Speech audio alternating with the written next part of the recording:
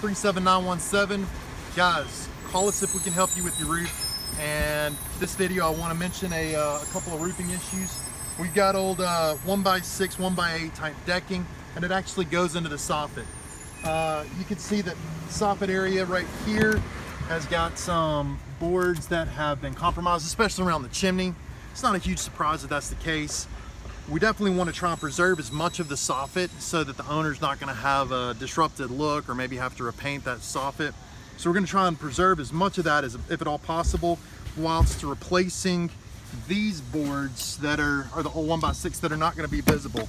You can see that clearly these aren't going to be good for nailing. It's not hyper desirable.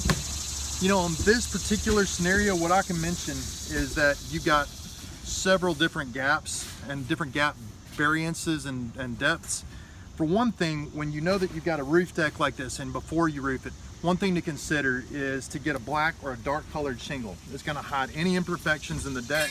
A lot of times our owners are going to be like, hey, why didn't you get that fixed, or why does this board look wavy? Black shingle is going to try and hide that a little bit better, number one.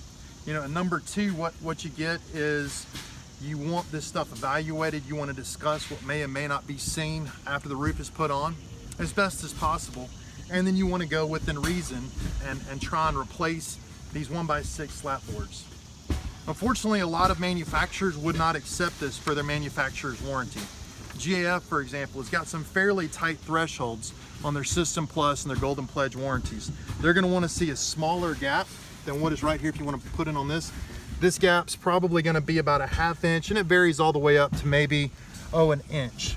Can't really do too much with this. Manufacturers call that unacceptable for their warranties, but it's acceptable for a roof. The roof stayed here for many years.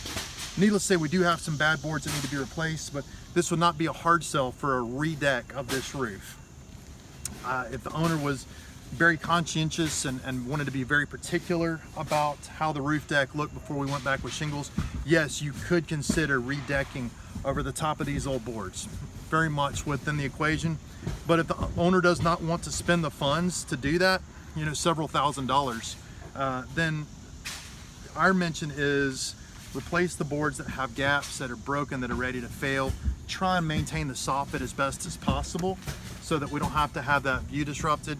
And then from there, get a good roof on here that's put on correctly, that's going to last a nice long time. Guys, thank you so much for watching. Appreciate you checking out this video.